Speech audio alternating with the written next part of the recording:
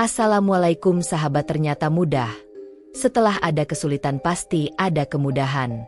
Hari ini, saya akan menceritakan kisah tentang jemaah umroh asal Indonesia mendadak jadi keras saat sedang melaksanakan tawaf. Kenapa ini bisa terjadi? Namun sebelumnya, saya sarankan untuk menuliskan sholawat kepada Nabi Muhammad, agar kelak sholawat ini bisa jadi saksi kita di akhirat. Like, share dan subscribe ke channel ini, sangat membantu menyebar dakwah Islam, dan semoga menjadi amal jariah. Langit senja di desa kecil itu tampak muram. Angin berhembus pelan, mengayunkan dedaunan di halaman rumah Rahmat, pria berusia 48 tahun yang dikenal sebagai pengusaha sukses. Rumahnya berdiri megah di tengah desa, lebih besar dan lebih mewah dibandingkan rumah-rumah lain di sekitarnya. Namun, di dalam rumah itu, seorang pria duduk diam di kursi kayu ukiran, matanya menatap kosong ke depan. Rahmat tak biasa termenung seperti ini. Biasanya, ia sibuk mengurus bisnisnya, mengawasi karyawan, atau menghitung keuntungan dari usaha yang terus berkembang. Namun malam ini berbeda. Pikirannya penuh dengan perasaan yang sulit ia jelaskan. Sejak muda, Rahmat memang dikenal cerdas dalam berdagang. Ia membangun bisnis dari nol, hingga akhirnya menjadi salah satu orang terkaya di desanya. Namun, kekayaannya bukanlah hasil kerja keras semata. Ia sering memanfaatkan kesempatan dengan cara yang tidak jujur. Banyak rekan bisnisnya yang merasa dirugikan, tetapi Rahmat selalu berhasil lolos dari masalah dengan kepiawaiannya dalam berbicara dan mengendalikan keadaan. Ia tak pernah peduli dengan ibadah. Baginya, harta adalah segalanya. Sore tadi, Yuni, istrinya, kembali mengingatkan tentang janji yang sudah lama ia ucapkan. "Mas, kapan kita jadi umroh? Sudah bertahun-tahun Mas bilang ingin pergi ke Makkah, tapi selalu ditunda." Suaranya lembut, namun Rahmat tahu di balik lembutan itu ada keinginan kuat agar ia benar-benar menepati janjinya. Rahmat menghela napas, enggan menjawab. Ia memang sudah lama berniat berangkat umroh, tapi bukan karena keinginan pribadi. Ia hanya ingin menjaga citranya di mata masyarakat. Banyak orang di desanya yang sudah menunaikan ibadah itu. Bahkan beberapa di antaranya telah berhaji. Sebagai orang terkaya di desa, ia merasa malu jika tidak pernah menginjakan kaki di tanah suci. Namun, setiap kali ia hendak berangkat, selalu ada alasan untuk menundanya. Malam semakin larut. Rahmat masih duduk di kursinya, menyesap kopi yang sejak tadi tak kunjung habis. Langit tampak gelap, hanya sesekali cahaya bintang terlihat di sela-sela awan. Hatinya masih diliputi kegelisahan. Ia merasa ada sesuatu yang mengganjal, sesuatu yang tidak bisa ia jelaskan dengan kata-kata. Ketika azan subuh berkumandang, Rahmat tetap tak beranjak dari kursinya. Ia hanya menatap keluar jendela, melihat orang-orang berbondong-bondong menuju masjid. Hatinya terasa semakin berat, seolah ada sesuatu yang menekannya dari dalam. Sesaat ia berpikir untuk membatalkan rencana umrohnya. Namun, ia tahu jika ia melakukannya, akan ada banyak orang yang bertanya dan mulai mencurigai alasannya. Dengan berat hati, ia memutuskan untuk tetap berangkat, meski perasaan gelisah itu tak kunjung hilang. Hari keberangkatan akhirnya tiba. Rahmat berdiri di depan rumahnya, mengenakan pakaian serba putih. Kopernya sudah tersusun rapi di bagasi mobil, sementara Yuni berdiri di sampingnya dengan tatapan penuh harapan. Beberapa tetangga berkumpul di halaman, memberi salam dan mendoakan perjalanan mereka. Rahmat tersenyum tipis, berusaha menunjukkan ketulusan yang sebenarnya tidak ia rasakan sepenuhnya. Perjalanan menuju bandara terasa begitu lambat bagi Rahmat. Setiap kilometer yang mereka tempuh semakin memperberat perasaannya. Yuni duduk di sampingnya, sesekali menggumamkan doa. Ia tampak begitu bahagia, sementara Rahmat justru semakin gelisah. Setiap tikungan jalan seakan membawanya lebih dekat pada sesuatu yang tak bisa ia hindari. Sesampainya di bandara, suasana begitu ramai. Rombongan jemaah umroh dari berbagai daerah memenuhi area keberangkatan. Suara doa, tawa kecil, dan perbincangan memenuhi ruangan. Rahmat berjalan di antara mereka dengan langkah berat. Ia mendengar suara orang-orang berbicara tentang keberkahan perjalanan ini, tentang betapa mereka bersyukur telah mendapat kesempatan untuk mengunjungi Tanah Suci. Namun, bagi Rahmat, perjalanan ini terasa seperti sesuatu yang dipaksakan. Saat pesawat mulai mengudara, Rahmat menatap keluar jendela. Langit biru membentang luas, namun di dalam hatinya ada badai yang tak kunjung reda. Ia mencoba memejamkan mata, tetapi bayangan masa lalunya terus menghantuinya. Wajah-wajah orang yang pernah ia sakiti muncul satu persatu dalam pikirannya. Rekan bisnis yang ia tipu, pekerja yang ia perlakukan semena-mena, bahkan ibunya sendiri yang sering ia abaikan. Rahmat menggigit bibirnya, berusaha menepis semua itu. Beberapa jam kemudian, pengumuman dari awak pesawat mengabarkan bahwa mereka akan segera mendarat di Jeddah. Suara takbir dan doa mulai terdengar di dalam kabin. Para jemaah tampak bersyukur dan terharu, sementara Rahmat hanya diam. Tangannya berkeringat, dadanya terasa sesak. Ia belum pernah merasa sekhawatir ini seumur hidupnya. Setelah melewati pemeriksaan imigrasi, rombongan jemaah segera menaiki bus yang akan membawa mereka ke Makkah. Perjalanan darat itu seharusnya terasa biasa saja, namun bagi Rahmat, setiap menitnya seperti siksaan. Ia menatap keluar jendela, melihat padang pasir yang terbentang luas. Langit begitu cerah, tetapi hatinya semakin gelap. Ketika bus mulai mendekati kota Makkah, Rahmat merasakan sesuatu yang aneh. Dadanya berdegup lebih cepat dari biasanya. Tangannya terasa dingin meskipun udara begitu panas. Ia menggenggam erat lengan kursi, mencoba menenangkan diri, namun perasaan itu semakin kuat. Tiba-tiba, bulu kuduknya meremang. Ia melihat bayangan hitam melintas di tepi jalan. Matanya membelalak, mencoba memastikan apa yang baru saja ia lihat, tetapi bayangan itu telah menghilang. Rahmat mengusap wajahnya, mencoba meyakinkan dirinya bahwa semua ini hanya perasaannya saja. Namun, ketika bus memasuki gerbang kota suci, tubuhnya mulai gemetar. Ada sesuatu yang tidak beres. Ia bisa merasakannya. Namun, ia tidak tahu apa yang sedang menantinya di tempat suci ini. Udara panas Makkah menyelimuti rombongan jemaah saat bus akhirnya berhenti di depan hotel tempat mereka menginap. Rahmat turun perlahan, matanya menelusuri keramaian di sekitar Masjidil Haram yang hanya berjarak beberapa blok dari tempat mereka berdiri. Menara-menara tinggi menjulang, cahaya terang dari masjid memancar dengan keagungan yang sulit diungkapkan dengan kata-kata. Namun, semakin ia mendekati tempat ini, perasaan gelisahnya semakin membuncah. Jemaah lain tampak bersemangat. Mereka mengangkat tangan, mengucap syukur dan memuji nama Allah. Beberapa bahkan menangis haru, tak percaya akhirnya bisa menginjakan kaki di tanah suci. Yuni pun tak kuasa menahan air mata, memegang tangan Rahmat dengan erat. "Mas, kita benar-benar di sini." Suaranya bergetar, penuh rasa syukur. Rahmat hanya mengangguk, tanpa berkata-kata. Ia tak ingin istrinya tahu bahwa dadanya terasa begitu berat. Ada sesuatu yang mengintai dalam pikirannya, perasaan yang tak bisa ia abaikan meskipun ia mencoba mengalihkan perhatian.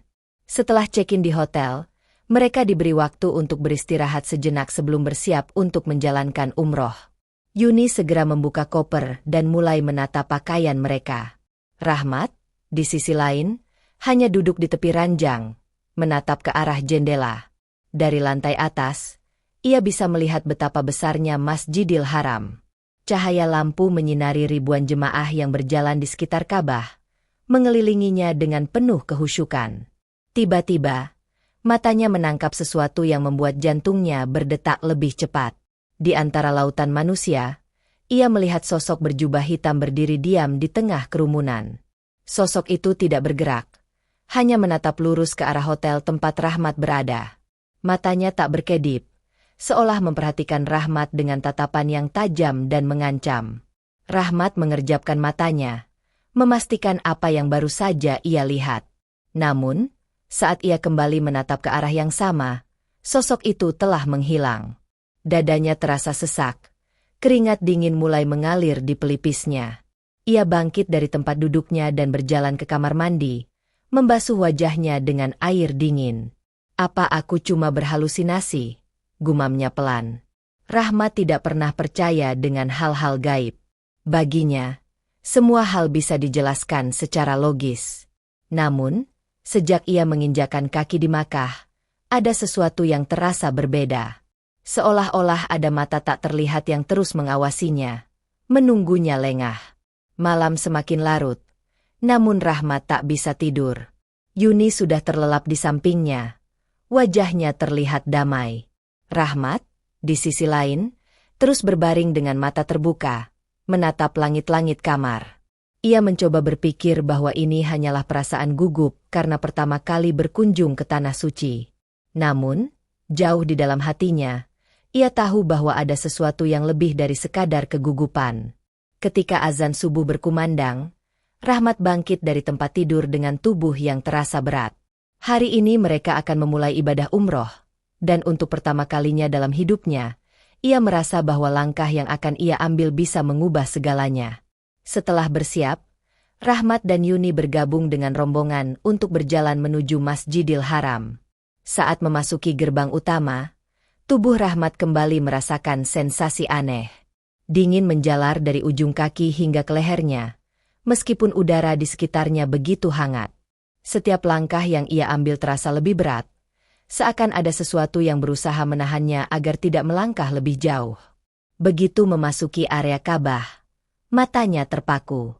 Ribuan jemaah bergerak dalam lingkaran, mengelilingi bangunan suci itu dengan penuh kehusyukan. Cahaya lampu menerangi setiap sudut, memberikan suasana yang begitu sakral. Rahmat menelan ludah. Ia sudah banyak mendengar cerita tentang keagungan tempat ini, tetapi melihatnya dengan mata kepala sendiri membuatnya terdiam. Yuni menggenggam tangannya erat. "Mas, ayo kita mulai tawaf," katanya lembut. Rahmat mengangguk dan mulai melangkah, bergabung dengan arus manusia yang bergerak mengelilingi Ka'bah. Namun, baru beberapa langkah ia jalani, sesuatu terjadi. Tubuhnya kembali terasa panas, lebih panas dari sebelumnya. Kulitnya terasa perih, seolah terbakar dari dalam. Ia mencoba mengabaikannya, melanjutkan langkahnya bersama rombongan. Namun, semakin lama ia berjalan, semakin parah rasa sakit yang ia rasakan. Kakinya mulai gemetar, keringat membanjiri tubuhnya, dadanya terasa sesak. Apa ini? Rahmat mulai panik. Langkahnya melambat. Napasnya mulai tersengal. Jemaah lain terus berjalan di sampingnya, tidak menyadari bahwa Rahmat sedang berjuang menahan rasa sakit yang semakin menjadi-jadi. Tiba-tiba, pandangannya mulai kabur. Suara di sekitarnya terdengar jauh dan menggema, seakan ia terjebak dalam ruang hampa. Kemudian, rasa gatal yang luar biasa menjalar di sekujur tubuhnya. Awalnya hanya di tangan, lalu merambat ke seluruh badan. Ia ingin menggaruk, tetapi tangannya terasa lemas. Dadanya semakin sesak, dan sebelum ia sempat memahami apa yang terjadi, tubuhnya tiba-tiba kehilangan keseimbangan. Rahmat jatuh berlutut di tengah kerumunan. Beberapa jemaah terkejut dan segera menyingkir, memberi ruang untuknya. Yuni berteriak panik, mencoba membantunya berdiri. Namun, sesuatu yang lebih mengerikan terjadi.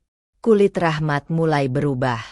Di bawah cahaya lampu yang terang, orang-orang di sekelilingnya bisa melihat dengan jelas bagaimana tubuhnya perlahan kehilangan bentuk aslinya. Jari-jarinya memanjang, kulitnya menebal dan menggelap. Wajahnya yang penuh peluh mulai berubah bentuk. Rahangnya melebar, hidungnya menyusut. Jeritan histeris terdengar dari beberapa jemaah yang melihat kejadian itu. Rahmat sendiri tidak bisa lagi mengendalikan tubuhnya. Ia merasakan sakit yang luar biasa, seolah setiap sel di tubuhnya sedang dihancurkan dan dibentuk kembali menjadi sesuatu yang bukan dirinya. Jemaah yang melihat kejadian itu mulai berbisik ketakutan. Beberapa dari mereka mengucap istighfar, sementara yang lain mencoba menjauh. Yuni menangis ketakutan. Mas, ada apa denganmu?" Tangannya berusaha menggenggam tubuh suaminya yang terus berubah. Suasana di sekitar Ka'bah mendadak kacau. Beberapa orang mulai mundur, sementara petugas keamanan bergerak cepat untuk melihat apa yang terjadi. Tawaf seketika terhenti. Semua mata tertuju pada satu titik. Pada sosok yang kini tengah menggeliat di tanah, berubah dari seorang manusia menjadi sesuatu yang tak bisa diterima akal. Rahmat ingin berteriak, tetapi suara yang keluar dari mulutnya bukan lagi suaranya. Kerumunan jemaah di sekitar Ka'bah semakin ricuh. Beberapa orang berteriak panik, sementara yang lain membeku ketakutan melihat apa yang terjadi pada Rahmat. Tubuhnya menggeliat di atas lantai marmer putih, berkeringat deras, dan mengeluarkan suara aneh yang bukan lagi milik seorang manusia. Wajahnya berubah, rahangnya menonjol ke depan, hidungnya menyusut, dan kulitnya perlahan ditumbuhi bulu kasar yang gelap. Yuni berusaha meraih tangan suaminya, namun saat ia menyentuhnya, yang ia rasakan bukan lagi kulit manusia, melainkan permukaan yang kasar dan berbulu. Ia menjerit, tubuhnya mundur secara refleks. "Mas! Astagfirullah! Mas! Kenapa?" Suaranya gemetar. Tangisnya pecah di tengah keramaian yang berubah menjadi lautan ketakutan. Jemaah di sekitar Rahmat mulai melangkah mundur. Beberapa di antaranya mengucapkan istighfar berkali-kali, sementara yang lain terpaku tak percaya. Seumur hidup mereka belum pernah menyaksikan sesuatu yang begitu mengerikan terjadi di depan mata mereka, terlebih di tempat suci ini. Rahmat ingin berbicara, ingin meminta tolong, ingin menjelaskan bahwa ia masih dirinya yang dulu. Tapi yang keluar dari mulutnya hanyalah suara geraman rendah, suara yang tidak lagi bisa dikenali sebagai suara manusia. Pandangannya semakin buram, pikirannya semakin kacau. Tubuhnya yang kini lebih kecil dan berotot mulai bergerak tanpa kendali. Ia berusaha berdiri, namun kakinya tidak lagi memiliki bentuk manusia.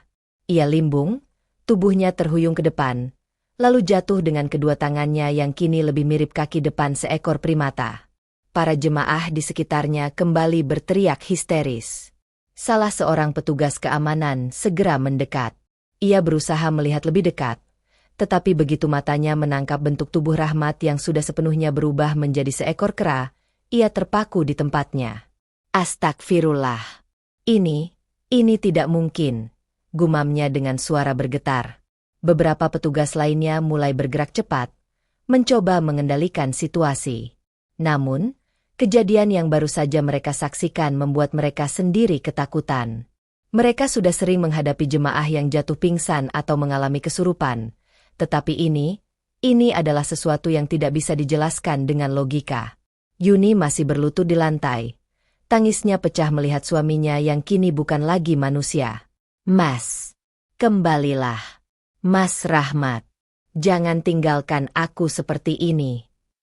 Ia menggapai-gapai, tapi sosok yang ada di depannya bukan lagi suaminya yang dulu. Dalam kepanikannya, Rahmat, atau makhluk yang kini menjadi dirinya, mulai bergerak liar.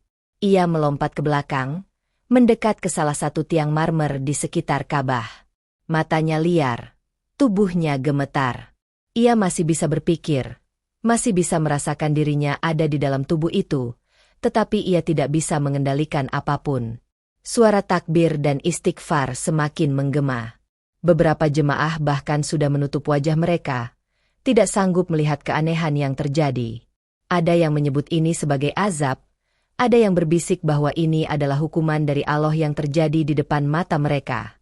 Petugas keamanan mulai bergerak lebih agresif, mencoba mengurung Rahmat yang kini berubah menjadi kera. Mereka harus menghentikan kepanikan ini sebelum menyebar lebih jauh. Namun, setiap kali mereka mendekat, makhluk itu melompat dengan lincah, menghindari tangan mereka. Gerakannya semakin cepat, semakin liar, seolah-olah ia ingin melarikan diri dari takdir yang telah menimpanya. Yuni terus menangis, berusaha meraih sesuatu yang tidak bisa ia kembalikan. "Mas, kembalilah." Suaranya semakin melemah, tubuhnya lemas. Ia tak bisa menerima kenyataan bahwa suaminya yang selama ini ia kenal kini sudah tidak ada. Di antara kepanikan itu, terdengar suara seorang jemaah tua yang berdoa dengan penuh ketulusan. Suaranya gemetar, tetapi ia terus melantunkan doa, memohon kepada Allah agar menunjukkan hikmah di balik kejadian ini. Jemaah lain mulai mengikutinya, melantunkan doa bersama, berharap agar makhluk yang kini menjadi Rahmat segera mendapatkan ketenangan. Namun, Di tengah lantunan doa-doa itu, sesuatu yang lebih mengerikan terjadi. Rahmat merasakan tubuhnya semakin lemah. Pandangannya semakin redup. Otot-ototnya kehilangan tenaga. Ia merasa seperti ada sesuatu yang menariknya ke dalam kegelapan. Ia berusaha melawan, tetapi semakin ia berusaha, semakin ia tenggelam dalam kesadaran yang samar. Tubuh kera itu tiba-tiba berhenti bergerak.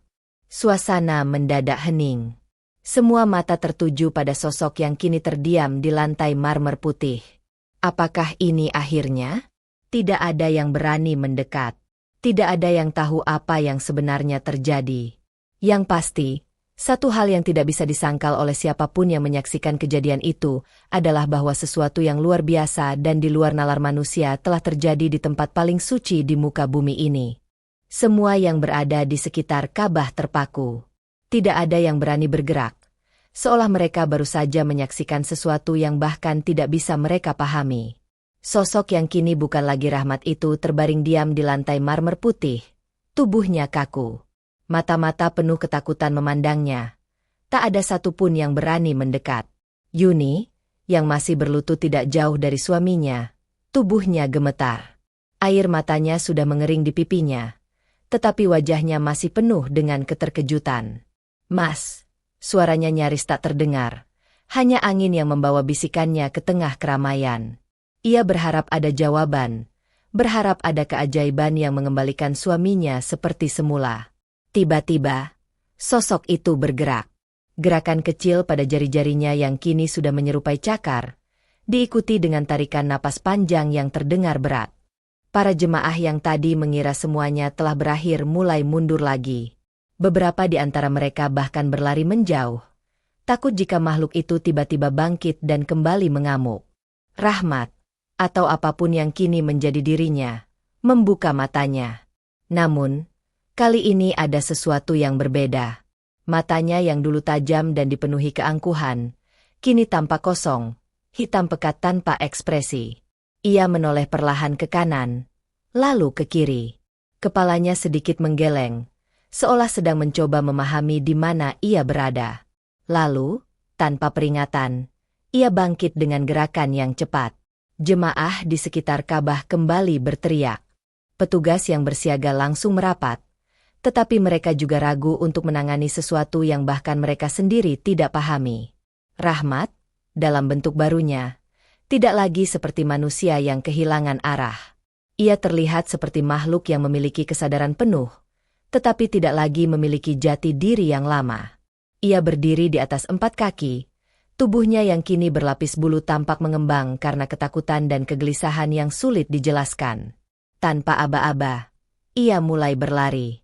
Kerumunan jemaah yang masih berusaha memahami apa yang terjadi tiba-tiba dikejutkan oleh gerakan cepat makhluk itu yang menerobos di antara mereka. Ia melompat ke salah satu tiang besar di sekitar Ka'bah, kemudian naik ke atas dengan kecepatan yang mustahil bagi manusia biasa. Teriakan semakin membahana. Jemaah berhamburan ke segala arah. Beberapa di antara mereka bahkan menangis, bersujud, memohon perlindungan kepada Allah dari kejadian yang mereka yakini sebagai bentuk azab yang nyata. Yuni berusaha bangkit, tetapi kakinya terasa lemas. Ia hanya bisa menatap ke atas, melihat suaminya, atau sesuatu yang tersisa darinya, bergelayut di pilar besar, sebelum akhirnya melompat ke atap Masjidil Haram. Petugas keamanan segera menghubungi rekan-rekan mereka. Beberapa orang berpikir untuk menangkap makhluk itu. Tetapi bagaimana? Tidak ada yang tahu bagaimana cara menangani sesuatu yang bahkan melawan logika mereka sendiri. Sementara itu, Rahmat terus berlari di atas atap. Pandangannya kabur, kepalanya berdengung. Ia tidak tahu kemana ia harus pergi. Ia bahkan tidak tahu apa yang sebenarnya telah terjadi padanya. Yang ia tahu hanyalah bahwa ia ingin lari, menjauh dari semua mata yang menatapnya dengan ketakutan, menjauh dari suara-suara yang kini semakin terdengar samar dan menggema di kepalanya. Langit Makkah yang gelap kini terasa lebih sunyi dari sebelumnya. Bayangan Rahmat, yang kini bukan lagi manusia, menghilang di antara gelapnya malam. Tidak ada yang tahu kemana ia pergi. Tidak ada yang tahu apakah ia masih ada di sekitar sana, Atau sudah hilang ditelan sesuatu yang lebih besar dari sekadar ketakutan manusia? Di bawah, di sekitar Ka'bah, suasana mulai mereda. Jemaah yang tadinya panik mulai kembali berzikir, mencoba memahami apa yang baru saja mereka saksikan. Yuni masih duduk di tempatnya. Pandangannya kosong. Air matanya sudah berhenti mengalir, tetapi hatinya terasa hancur berkeping-keping. Suaminya telah pergi.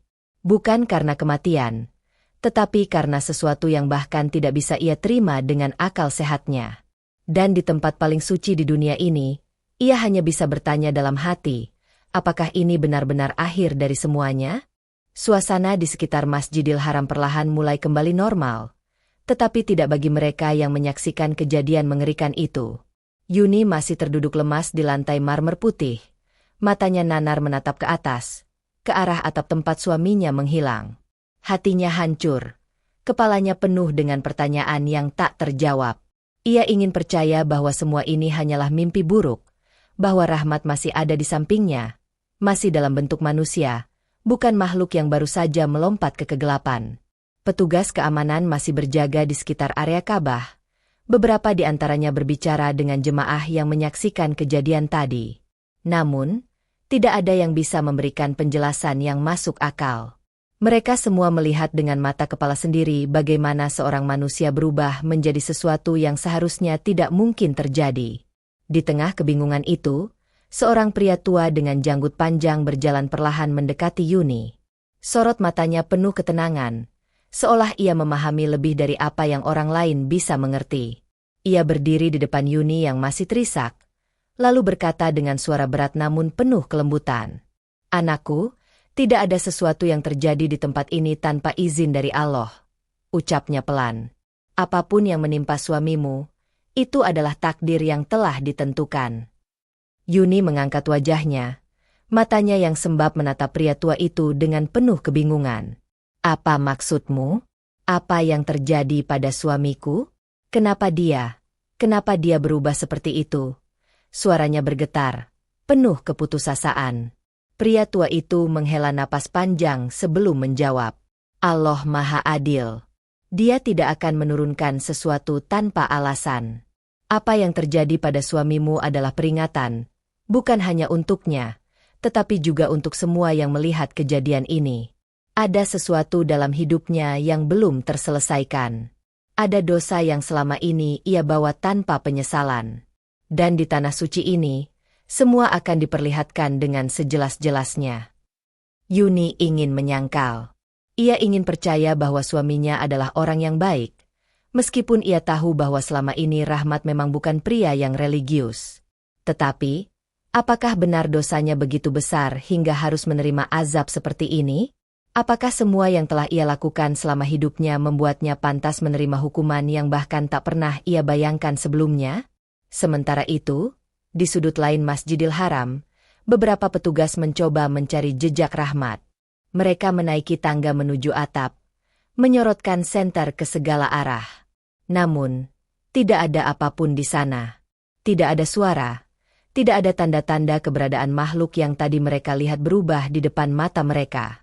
Rahmat telah menghilang. Apakah dia melarikan diri? Salah satu petugas bertanya dengan ragu. "Kita tidak tahu," jawab petugas lainnya. "Tapi ini bukan sesuatu yang biasa kita tangani. Kita harus melaporkannya kepada yang lebih berwenang." Di bawah, suasana semakin sunyi.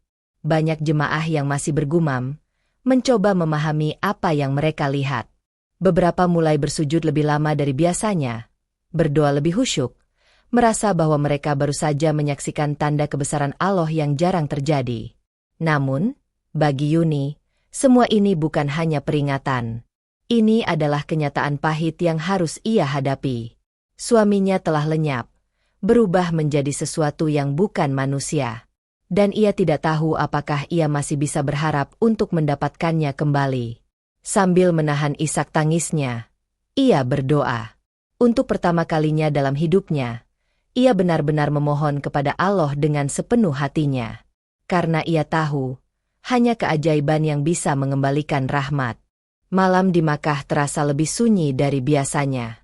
Angin berhembus lembut di antara bangunan-bangunan tinggi yang mengelilingi Masjidil Haram. Jemaah yang masih bertahan di area sekitar Ka'bah terus berdoa, seolah tidak ingin kehilangan momen untuk memohon ampunan kepada Allah. Namun, di antara mereka, ada bisikan-bisikan samar yang membicarakan kejadian mengerikan yang baru saja terjadi. Sementara itu, di sebuah sudut gelap di antara lorong-lorong bangunan di sekitar masjid, sesuatu bergerak perlahan. Nafasnya terdengar berat, tubuhnya gemetar. Rahmat, atau makhluk yang kini menjadi dirinya, bersembunyi di balik sebuah tumpukan kardus bekas yang berserakan di dekat tangga darurat. Tubuhnya berjongkok, tangan, atau lebih tepatnya, cakar kasarnya, menekan lantai dingin. Ia tidak mengerti apa yang terjadi. Pikiran manusiawinya masih ada, tetapi tubuhnya tidak lagi merespons seperti yang ia inginkan. Setiap kali ia mencoba menggerakkan jari-jarinya, yang ia lihat adalah tangan berbulu dengan kuku panjang yang tidak seharusnya ada. Ia ingin berbicara, tetapi yang keluar hanyalah suara lirih yang lebih mirip geraman hewan. Ia menggigil, bukan karena dingin, tetapi karena ketakutan yang mencekam hatinya. Bagaimana ini bisa terjadi? Apa yang telah ia lakukan sehingga menerima hukuman seberat ini? Dalam kesendiriannya, ingatan masa lalu mulai berkelebat. Ia melihat dirinya kembali ke masa lalu, saat ia masih berdiri dengan angkuhnya di depan pekerja-pekerjanya, memarahi mereka tanpa belas kasihan. Ia melihat bagaimana ia menipu rekan bisnisnya demi keuntungan. Ia melihat ibunya yang sudah tua, memohon agar ia lebih banyak beribadah, tetapi ia justru membentaknya dan meninggalkannya sendiri di rumah tua mereka. Rahmat ingin menangis, tapi ia tidak tahu apakah makhluk seperti dirinya masih bisa mengeluarkan air mata.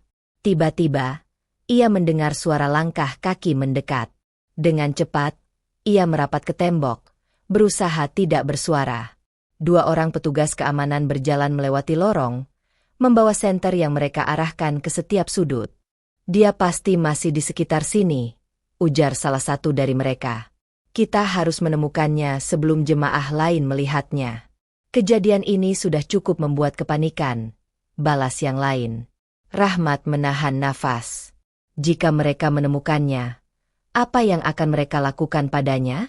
Apakah mereka akan menangkapnya? Apakah ia akan diperlakukan seperti binatang liar? Tidak, ia tidak boleh tertangkap. Dengan hati-hati, ia merayap ke belakang tumpukan sampah yang lebih besar.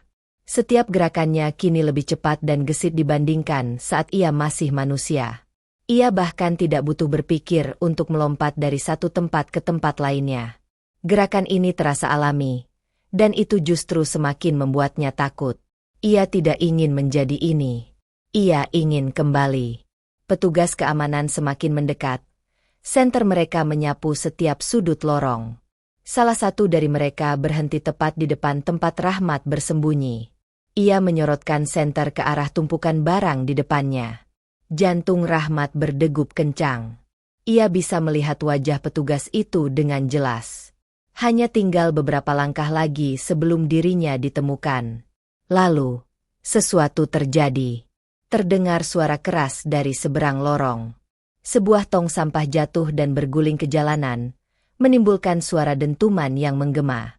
Petugas itu langsung menoleh ke arah suara, lalu bergegas ke sana bersama rekannya. Rahmat tetap diam di tempatnya, menahan napas. Setelah beberapa menit, ia akhirnya berani mengangkat kepalanya. Mereka telah pergi. Ia kembali menatap tangannya yang kini bukan lagi milik manusia. Dalam hatinya, ia menjerit.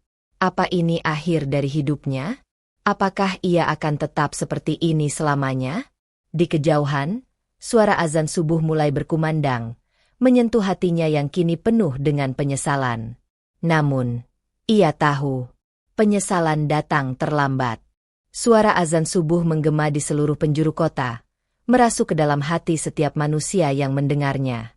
Rahmat, yang kini bukan lagi manusia, hanya bisa menundukkan kepalanya di sudut gelap tempatnya bersembunyi.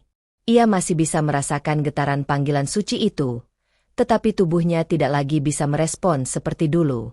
Dulu, saat mendengar azan, ia selalu mengabaikannya. Ia lebih memilih duduk di ruang kantornya, menghitung keuntungan bisnis, atau bahkan tidur tanpa merasa ada beban. Namun kini, dalam wujud yang tidak lagi manusiawi, ia merasakan sesuatu yang berbeda. Seolah-olah suara azan itu memanggilnya dengan cara yang lebih dalam, menembus dinding-dinding yang selama ini menutupi hatinya. Namun, ia tahu, sudah terlambat. Rahmat melangkah perlahan keluar dari lorong gelap. Fajar mulai menyingsing, dan ia tidak bisa berdiam diri lebih lama di tempat yang sama. Jika ia tetap di sini, ia pasti akan ditemukan. Tapi kemana ia harus pergi? Ia melihat ke arah Masjidil Haram yang masih penuh dengan jemaah yang datang untuk menunaikan sholat subuh. Lampu-lampunya yang terang bercahaya, tampak begitu indah. Namun, Rahmat tahu, ia tidak bisa kembali ke sana. Ia tidak akan diterima di antara mereka yang masih memiliki wujud manusia. Dengan langkah ringan yang tidak ia kenali sebagai langkahnya sendiri, ia bergerak di sepanjang ganggang sempit di sekitar kota. Kota Makkah masih sunyi, hanya beberapa kendaraan yang melintas di jalanan. Ia bergerak di bayang-bayang bangunan, berusaha menghindari pandangan manusia. Namun, takdir seakan ingin terus mengujinya. Di sebuah sudut jalan, seorang pria tua berpakaian lusuh sedang duduk di atas trotoar, menatap langsung ke arah Rahmat. Matanya tajam, seolah bisa menembus apa yang ada di balik tubuh kera yang kini menjadi Rahmat. Rahmat berhenti. Ia tidak tahu apa yang harus ia lakukan. Seharusnya pria tua itu ketakutan, atau setidaknya bereaksi seperti manusia lainnya yang akan berteriak dan mengusirnya. Tapi pria tua itu hanya tersenyum samar. "Engkau tersesat," ucap pria itu dengan suara yang dalam. Rahmat terkejut. Apakah pria ini tahu siapa dirinya? Pria tua itu tidak mengalihkan pandangannya. "Engkau kehilangan bentuk aslimu. Namun, bukan itu yang sebenarnya hilang darimu," lanjutnya. Rahmat ingin bertanya, ingin berbicara, tetapi ia tidak bisa. Mulutnya hanya mengeluarkan suara serak seperti binatang yang terluka. Pria tua itu bangkit perlahan. "Pergilah. Carilah jalanmu sendiri. Jika engkau ingin kembali, engkau harus menemukannya sendiri." Rahmat terpaku. Kata-kata pria itu terdengar seperti sebuah petunjuk, tetapi ia tidak mengerti. Ia ingin bertanya lebih banyak, tetapi pria itu sudah berjalan menjauh, meninggalkannya dalam kebingungan. Langit semakin terang. Rahmat tahu ia tidak bisa berada di tempat terbuka lebih lama. Dengan tubuh yang masih gemetar, ia kembali berlari, menjauh dari pusat kota, menjauh dari semua orang. Ia harus mencari jawaban. Ia harus mencari jalan untuk kembali. Tetapi pertanyaannya, apakah masih ada jalan untuknya? Rahmat terus berlari di sepanjang ganggang sempit di kota Makkah. Kakinya yang kini lincah melompat dari satu tempat ke tempat lain tanpa kesulitan. Namun, semakin jauh ia melangkah, semakin dalam ketakutan yang menyelimutinya. Kota ini begitu luas, tetapi baginya kini terasa seperti perangkap yang tak bisa ia hindari. Pikiran Rahmat terus berputar. Ia mencoba mengingat semua kesalahan yang pernah ia lakukan, semua dosa yang mungkin membuatnya mendapatkan azab yang begitu mengerikan ini. Apakah ini balasan dari perbuatannya yang selalu menipu orang dalam bisnisnya? Ataukah ini hukuman karena selama ini ia menomorduakan ibadah dan hanya sibuk dengan kekayaan? Ia teringat kembali masa lalunya. Dulu, ada seorang lelaki tua yang pernah datang ke rumahnya. Lelaki itu adalah salah satu pekerja di perkebunan yang ia miliki. Dengan wajah penuh harap, lelaki itu memohon kepadanya agar tidak memecatnya. "Pak, saya sudah bekerja di perkebunan ini sejak muda. Jika saya dipecat, saya tidak tahu bagaimana saya akan menghidupi keluarga saya," ucap lelaki itu dengan suara parau. Rahmat hanya menatapnya dengan tatapan dingin. "Aku tidak butuh pekerja yang lamban. Perusahaan butuh orang yang bisa bekerja cepat dan efisien. Kau terlalu tua. Aku tidak bisa mempertahankanmu." Lelaki tua itu berlutut. Air matanya menetes di lantai. "Tolonglah, Pak Rahmat. Saya mohon, demi anak-anak saya." Namun, Rahmat tetap tak peduli. Ia bahkan tak sedikit pun merasa kasihan. Dengan nada dingin, ia mengusir lelaki tua itu dari kantornya. Kini, wajah lelaki tua itu kembali menghantuinya. Ia merasakan sesuatu menusuk di dalam dadanya. Jika dulu ia menganggap itu hanya urusan bisnis, kini ia sadar, mungkin keangkuhannya selama ini adalah penyebab semua ini terjadi. Langkah Rahmat semakin pelan. Nafasnya tersengal. Ia merasa lelah, bukan karena fisiknya, tetapi karena pikirannya yang terus-menerus dipenuhi dengan dosa-dosa masa lalunya. Tiba-tiba, ia mendengar suara langkah kaki dari kejauhan. Ia menoleh cepat. Dua pria berpakaian serba putih berjalan di ujung gang. Mereka bukan petugas keamanan, tetapi ada sesuatu yang aneh dari cara mereka bergerak. Langkah mereka perlahan, tenang, seolah-olah mereka tahu kemana harus mencari. Rahmat mundur perlahan, berharap bisa menghilang ke dalam bayangan. Tapi pria-pria itu tiba-tiba berhenti dan menatap langsung ke arahnya. Rahmat terpaku. Salah satu dari mereka mengangkat tangannya dan menunjuk ke arahnya. Engkau tidak bisa lari selamanya. Rahmat merasakan bulu kuduknya meremang. Siapa mereka? Bagaimana mereka bisa tahu dirinya? Tanpa berpikir panjang, Rahmat berbalik dan berlari. Ia tidak tahu kemana ia harus pergi. Ia hanya tahu satu hal, sesuatu sedang mencarinya, dan ia tidak ingin menemukannya lebih dulu. Rahmat berlari secepat mungkin, menerobos gang-gang sempit dengan langkah lincah yang tak pernah ia miliki saat masih menjadi manusia. Nafasnya memburu, dada terasa sesak. Namun rasa takut yang kini menyelimuti dirinya jauh lebih besar dibandingkan kelelahan yang ia rasakan. Pria-pria berjubah putih itu masih mengikutinya. Mereka tidak berlari, hanya berjalan perlahan, tetapi seolah-olah mereka bisa muncul di mana saja. Setiap kali Rahmat berbelok ke gang lain, ia melihat mereka sudah ada di ujung jalan berikutnya. Wajah mereka tetap tenang, tanpa ekspresi. Namun mata mereka terasa begitu dalam dan menembus jiwanya. Rahmat semakin panik. Ia mencoba mencari jalan keluar dari lorong-lorong sempit ini, tetapi kota Makkah terasa seperti labirin yang tidak berujung. Jalanan yang tadinya ia pikir sudah dikenalnya kini berubah menjadi sesuatu yang asing. Setiap belokan hanya membawanya kembali ke tempat yang sama. Lalu, suara itu datang. Suara yang bergema di dalam kepalanya. Bukan dari luar. Engkau tak bisa lari dari dirimu sendiri. Rahmat terjatuh di tengah jalan berbatu. Nafasnya tersengal. Tubuhnya gemetar hebat. Ia menoleh ke belakang, berharap pria-pria itu sudah menghilang. Namun, saat ia menatap ke depan lagi, mereka sudah berdiri tepat di hadapannya.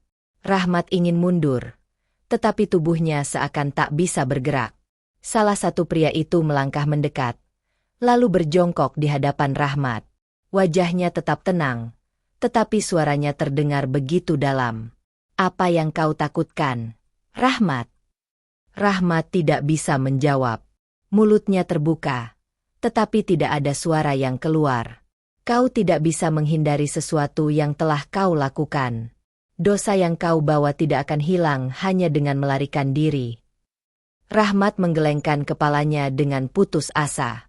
Tidak, gumamnya dalam hati. Pria itu mengulurkan tangannya dan menyentuh dahi Rahmat. Saat itu juga, dunia di sekitarnya berubah. Tiba-tiba, Rahmat tidak lagi berada di gang sempit. Ia kini berdiri di tengah perkebunan karet miliknya. Udara panas menyelimuti tubuhnya. Bau tanah basah tercium jelas di hidungnya. Ini adalah masa lalu. Di hadapannya, ia melihat dirinya sendiri, masih dalam wujud manusia. Ia sedang berbicara dengan seorang pekerja yang tertunduk ketakutan. Itu adalah pria tua yang pernah ia pecat tanpa belas kasihan. Pak, saya mohon, beri saya satu kesempatan lagi. Suara pria tua itu bergetar. Rahmat yang ada di masa lalu tertawa sinis. Kau sudah tua, tidak berguna lagi. Aku tidak butuh orang seperti kau. Rahmat yang kini hanya bisa menyaksikan kejadian itu ingin berteriak, ingin menghentikan dirinya di masa lalu. Jangan lakukan itu, pikirnya. Tetapi semua sudah terjadi. Pria tua itu pergi dengan langkah tertatih. Wajahnya penuh kesedihan. Lalu, pemandangan berubah lagi. Kini, Rahmat melihat dirinya duduk di ruang kantornya, tertawa bersama beberapa orang. Di hadapannya ada seorang pria yang tampak kecewa. Itu adalah rekan bisnisnya yang ia tipu bertahun-tahun lalu. Aku mempercayaimu, Rahmat. Aku menganggapmu saudara. Kenapa kau lakukan ini padaku? Suara pria itu terdengar putus asa. Rahmat di masa lalu hanya tersenyum dingin. Dalam bisnis, tidak ada saudara. Kau hanya terlalu bodoh untuk menyadarinya. Rahmat yang kini menyaksikan semua itu ingin menutup matanya, tetapi ia tidak bisa. Ia dipaksa untuk melihat semua dosa-dosanya satu persatu. Lalu, semuanya menjadi hitam. Suara pria berjubah itu kembali bergema dalam pikirannya. Engkau ingin kembali? Rahmat mengangguk dengan cepat. Engkau ingin menebus semua ini? Ia kembali mengangguk. Air mata yang bahkan tidak ia sadari mulai mengalir dari matanya yang kini bukan lagi milik manusia. Lalu, mengapa selama ini engkau tidak pernah menyesal sebelum semuanya terlambat? Rahmat terdiam. Ia ingin berbicara, ingin menjelaskan. Tetapi, ia tahu, tidak ada jawaban yang bisa ia berikan. Semua sudah terlambat. Tiba-tiba, ia merasakan tubuhnya jatuh ke dalam kegelapan yang tak berujung. Dan ketika ia membuka matanya lagi, ia kembali berada di kota Makkah. Tetapi kali ini, ia bukan lagi manusia yang sama. Rahmat membuka matanya perlahan. Dunia di sekelilingnya masih sama. Jalan-jalan kota Makkah yang sepi di waktu subuh, lampu-lampu kuning yang menerangi lorong-lorong sempit, dan suara samar dari jemaah yang masih beribadah di Masjidil Haram. Namun, ada sesuatu yang berbeda. Sesuatu yang membuatnya merasa lebih jauh dari apapun yang pernah ia rasakan sebelumnya. Ia menoleh ke kiri dan kanan, tubuhnya masih dalam bentuk yang bukan miliknya. Tangannya masih berbulu, kukunya panjang, dan tubuhnya kecil serta gesit seperti seekor kera. Ia berharap semua ini hanyalah mimpi buruk, berharap bahwa jika ia menampar wajahnya sendiri, ia akan terbangun dan kembali menjadi manusia. Tetapi tidak.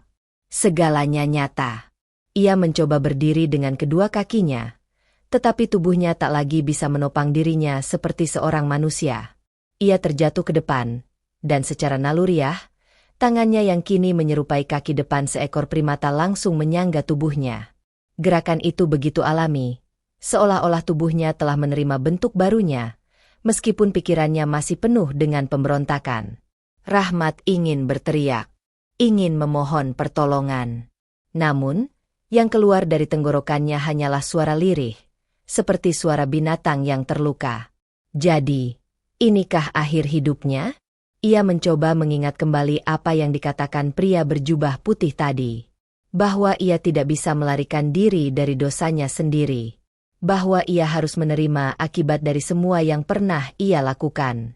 Hatinya mulai diliputi ketakutan yang lebih dalam. Jika ini benar-benar azab dari Allah, apakah ia akan tetap seperti ini selamanya?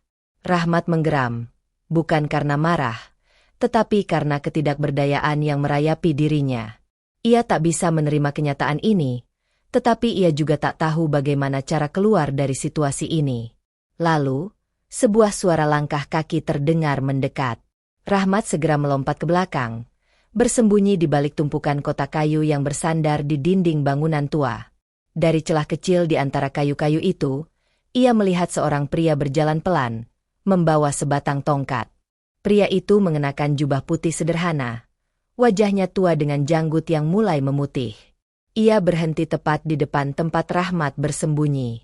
Lalu, dengan suara tenang, ia berbicara. Engkau tak bisa bersembunyi dari takdirmu, Rahmat. Rahmat membeku. Ia tidak mengenali pria itu. Ia bahkan tidak tahu bagaimana pria ini bisa tahu namanya. Namun, ada sesuatu dalam suaranya yang membuat Rahmat merasakan sesuatu yang aneh. Suara itu terasa begitu familiar, begitu dekat dengan sesuatu yang pernah ia lupakan. Pria itu perlahan mengangkat tongkatnya, mengetukkan ujungnya ke lantai marmer yang dingin. Engkau telah melihat dosa-dosamu sendiri. Engkau telah menyaksikan apa yang selama ini kau abaikan. Sekarang, engkau harus memilih. Rahmat menelan ludah. Meskipun ia tidak yakin apakah makhluk seperti dirinya masih bisa melakukannya. Memilih, pikirnya dalam hati. Pria itu menatapnya dengan tajam. Engkau bisa menghilang dalam kegelapan, menjadi makhluk yang terbuang, atau... Ia berhenti sejenak. Engkau bisa mencari jalan untuk kembali. Rahmat ingin bertanya. Bagaimana cara kembali? Apa yang harus ia lakukan? Tapi ia hanya bisa menatap pria itu dengan mata yang penuh ketakutan. Sebelum ia bisa melakukan apapun, pria itu berbalik dan berjalan menjauh, meninggalkan Rahmat dalam kebingungan. Rahmat ingin mengejarnya, tetapi tubuhnya masih gemetar. Ia tidak tahu apa maksud kata-kata itu. Ia tidak tahu apakah masih ada jalan baginya untuk kembali menjadi manusia. Namun, ia tahu satu hal. Ia tidak bisa tinggal di sini lebih lama. Dengan langkah pelan, ia mulai bergerak, melompat ke atap sebuah bangunan rendah, lalu melompat lagi ke tempat yang lebih tinggi. Ia tidak tahu kemana harus pergi. Ia hanya tahu bahwa ia harus mencari jawaban. Di kejauhan, langit mulai berubah warna. Dan Rahmat, yang kini terperangkap dalam wujud yang bukan miliknya, harus mencari cara untuk menebus semua yang telah ia lakukan. Sebelum semuanya benar-benar terlambat. Rahmat melompat dari satu atap ke atap lainnya. Tubuhnya yang kini lincah bergerak dengan gesit di atas kota Makkah yang perlahan mulai diterangi cahaya fajar. Ia tidak tahu kemana harus pergi. Satu-satunya yang ia tahu hanyalah bahwa ia harus bergerak. Jika ia diam terlalu lama, ia takut akan ada lebih banyak sosok seperti pria berjubah putih tadi yang datang menghampirinya dengan lebih banyak pertanyaan. Atau lebih buruk lagi, lebih banyak kenyataan pahit tentang dirinya yang harus ia hadapi. Tiba-tiba, dari kejauhan, ia melihat sebuah kubah besar yang memantulkan sinar mentari pagi. Itu adalah Masjidil Haram. Seketika, jantungnya berdebar lebih cepat. Hatinya bergetar melihat rumah Allah berdiri megah di tengah kota suci ini. Seumur hidupnya, ia tak pernah benar-benar memandang Ka'bah dengan penuh rasa hormat.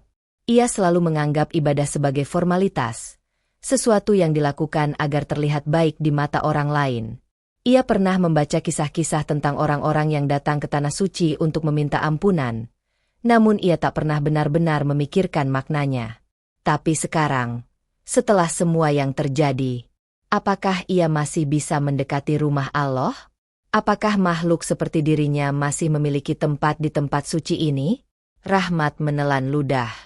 Ia tidak tahu jawabannya. Tetapi sesuatu dalam dirinya mengatakan bahwa ia harus mencoba. Dengan cepat, ia melompat ke atap yang lebih rendah, turun ke jalan kecil di belakang sebuah bangunan tua. Matahari sudah mulai meninggi, dan jalanan mulai ramai dengan orang-orang yang berangkat menuju masjid untuk menunaikan sholat duha. Rahmat bersembunyi di balik sebuah tembok, memperhatikan orang-orang berjalan dengan tenang, berpakaian ihram putih, wajah mereka penuh dengan ketenangan dan harapan. Ia ingin berada di antara mereka. Ia ingin kembali menjadi salah satu dari mereka. Namun, bagaimana? Tiba-tiba, suara samar terdengar di kepalanya. Bukan suara pria berjubah putih, bukan suara bisikan dosa-dosa masa lalunya, tetapi suara ibunya. Rahmat, nak, jangan pernah tinggalkan sholat. Seberat apapun hidupmu, seburuk apapun perbuatanmu, pintu Allah selalu terbuka. Rahmat menundukkan kepala. Ia ingat betul bagaimana ia selalu menertawakan nasihat ibunya dulu. Baginya, dunia adalah tentang uang, kekuasaan, dan kekayaan. Ia pikir, selama ia bisa membeli apapun yang ia inginkan, maka semuanya akan baik-baik saja. Tetapi sekarang, bahkan tubuhnya sendiri telah diambil darinya. Ia menghela napas, meskipun kini napasnya lebih terdengar seperti desahan hewan kecil yang kelelahan. Apakah ia masih bisa berdoa? Apakah Allah masih akan mendengarnya? Dengan sisa keberanian yang ia miliki, ia perlahan merayap keluar dari tempat persembunyiannya. Ia bergerak di antara ganggang sempit, mendekati Masjidil Haram dengan langkah hati-hati. Setiap kali ada seseorang lewat, ia segera bersembunyi, takut ditemukan. Saat ia akhirnya sampai di tepi halaman masjid, ia menatap ke arah Ka'bah dengan mata penuh penyesalan. Lalu, dengan penuh rasa takut, ia menundukkan kepalanya dan mencoba melakukan sesuatu yang sudah bertahun-tahun tak ia lakukan dengan sungguh-sungguh. Ia berdoa. Dalam hati, ia memohon kepada Allah. Bukan untuk mengembalikan tubuhnya, bukan untuk membebaskannya dari azab ini, tetapi untuk menerima dirinya yang penuh dosa ini. Untuk pertama kalinya dalam hidupnya, ia tidak meminta harta. Ia tidak meminta keuntungan. Ia hanya meminta satu hal. Ampuni aku, ya Allah. Dan di saat itu juga, angin berhembus lebih kencang, seolah menyambut permohonannya. Rahmat tidak tahu apakah doanya didengar. Ia tidak tahu apakah masih ada harapan untuknya. Tapi untuk pertama kalinya, ia benar-benar ingin berubah. Ia benar-benar ingin kembali. Namun, apakah itu cukup? Rahmat masih bersimpuh di sudut halaman Masjidil Haram. Tubuh kecilnya yang kini berwujud kera gemetar dalam ketakutan dan penyesalan. Ia tak tahu apakah doanya benar-benar didengar. Apakah permohonannya masih bisa diterima setelah semua yang ia lakukan selama ini. Yang ia tahu hanyalah bahwa hatinya kini lebih hancur dari sebelumnya, dan ia merasa lebih hina dari apapun di dunia ini. Angin berhembus lebih kencang, menyapu halaman suci itu dengan lembut. Langit yang tadi cerah kini tampak sedikit lebih mendung. Seolah-olah alam pun ikut menangisi nasibnya. Rahmat mengangkat kepalanya perlahan, menatap ke arah Ka'bah yang berdiri megah di hadapannya. Seumur hidupnya, ia tak pernah merasakan dorongan seperti ini, keinginan untuk benar-benar bersujud, untuk benar-benar menyerahkan dirinya kepada Sang Pencipta. Tapi bagaimana caranya? Ia bahkan bukan lagi manusia. Suara langkah kaki mendekat. Rahmat tersentak. Segera mundur ke belakang sebuah tiang besar, berusaha menyembunyikan dirinya. Beberapa jemaah berjalan melintas. Wajah mereka dipenuhi ketenangan dan kehusyukan. Mereka datang untuk beribadah, untuk memohon ampunan dan rahmat dari Allah. Rahmat menatap mereka dengan iri. Dulu, ia selalu menganggap ibadah sebagai sesuatu yang tidak penting. Ia selalu berpikir bahwa orang-orang yang menghabiskan waktu mereka di masjid adalah orang-orang yang tidak punya ambisi. Ia memilih dunia, memilih kekayaan, memilih kehormatan palsu yang kini telah hilang darinya dalam sekejap. Air mata yang tak terlihat mengalir di hatinya. Rahmat menundukkan kepalanya lagi. Jika ia bisa berbicara, ia ingin menjerit, ingin menangis, ingin memohon lebih banyak lagi. Tapi yang bisa ia lakukan hanyalah berbisik dalam hatinya, berharap bahwa doanya masih memiliki tempat di sisinya. Ya Allah, jika Engkau masih mendengar, jika masih ada jalan untukku kembali, tunjukkanlah. Tiba-tiba, suara berat terdengar di belakangnya. Kau akhirnya berdoa juga, Rahmat. Rahmat terkejut. Ia menoleh dengan cepat dan melihat sosok pria berjubah putih yang sebelumnya ia temui di gang sempit. Kali ini, pria itu berdiri lebih dekat. Tatapannya tajam namun penuh ketenangan. Engkau sudah tahu apa yang harus kau lakukan, lanjut pria itu. Rahmat tidak bisa berbicara, tetapi hatinya penuh dengan pertanyaan. Apa maksudnya? Bagaimana caranya? Pria itu menghela napas, lalu mengarahkan pandangannya ke Ka'bah. Engkau meminta kesempatan untuk kembali. Tapi apakah engkau benar-benar siap untuk menerima konsekuensinya? Rahmat tidak mengerti apa yang ia maksud, tetapi ia menganggukkan kepalanya perlahan. Pria itu tersenyum tipis, kemudian melangkah maju, mendekati Rahmat. Ia berlutut, menatapnya tepat di mata. Jika kau benar-benar ingin kembali, kau harus melakukan sesuatu yang selama ini kau hindari, katanya. Rahmat menelan ludah. Apa yang harus kulakukan? Pikirnya dalam hati. Pria itu menatapnya dengan dalam. Engkau harus menyerahkan segalanya. Engkau harus mengakui semua dosamu dengan tulus, bukan hanya dalam hati, tetapi dengan tindakanmu. Jika kau benar-benar ingin kembali, kau harus menebusnya. Rahmat merasa dadanya sesak. Bagaimana ia bisa menebus semua yang telah ia lakukan? Ia sudah kehilangan segalanya. Ia bahkan bukan manusia lagi. Namun, pria itu seolah bisa membaca pikirannya. Jalan menuju ampunan bukanlah dengan melarikan diri, ucapnya. Jalan menuju kembali bukanlah dengan menghindari hukuman. Jika kau ingin mendapatkan pengampunan, kau harus menghadapinya. Kau harus menunjukkan bahwa kau benar-benar menyesal, bukan hanya dengan kata-kata, tetapi dengan tindakan yang nyata. Rahmat terdiam. Kata-kata itu menamparnya lebih keras dari apapun yang pernah ia dengar. Sebelumnya, ia selalu berpikir bahwa cukup dengan meminta ampunan, maka segalanya akan selesai. Ia selalu berpikir bahwa dengan sekadar berdoa, Allah akan langsung menghapus semua dosanya tanpa ia harus melakukan apapun. Tapi sekarang ia mengerti. Penyesalan sejati bukan hanya dalam hati, tetapi juga dalam perbuatan. Dan ia belum benar-benar melakukannya. Pria itu perlahan berdiri. Kau tahu apa yang harus kau lakukan, Rahmat, katanya sebelum langkah pergi, meninggalkan Rahmat dalam keheningan yang menusuk. Rahmat menatap punggung pria itu yang perlahan menghilang di tengah kerumunan jemaah. Ia tahu bahwa ini bukan sekadar peringatan. Ini adalah kesempatan terakhirnya. Ia harus menebus semua yang telah ia lakukan. Ia harus kembali, bukan hanya secara fisik, tetapi juga dengan hatinya. Dan itu berarti, ia harus melakukan sesuatu yang lebih sulit dari sekadar meminta maaf. Ia harus mencari cara untuk membayar semua yang telah ia hancurkan. Ia harus kembali ke asalnya.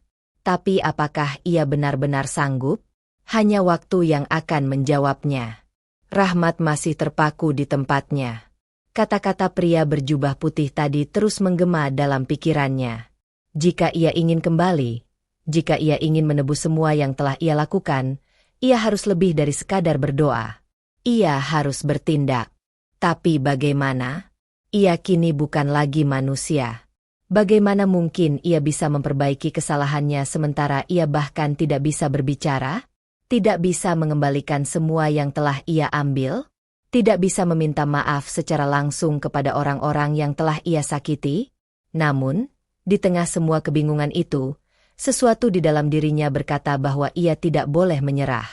Jika Allah masih memberinya kesempatan untuk berpikir, berarti masih ada jalan. Dengan langkah hati-hati, ia mulai bergerak dari tempat persembunyiannya. Ia tidak bisa berlama-lama di sini. Orang-orang mungkin tidak akan memperhatikannya karena mereka terlalu fokus pada ibadah mereka, tetapi tetap saja, ia tak bisa mengambil risiko terlihat oleh terlalu banyak orang. Ia harus mencari seseorang. Seseorang yang bisa membantunya.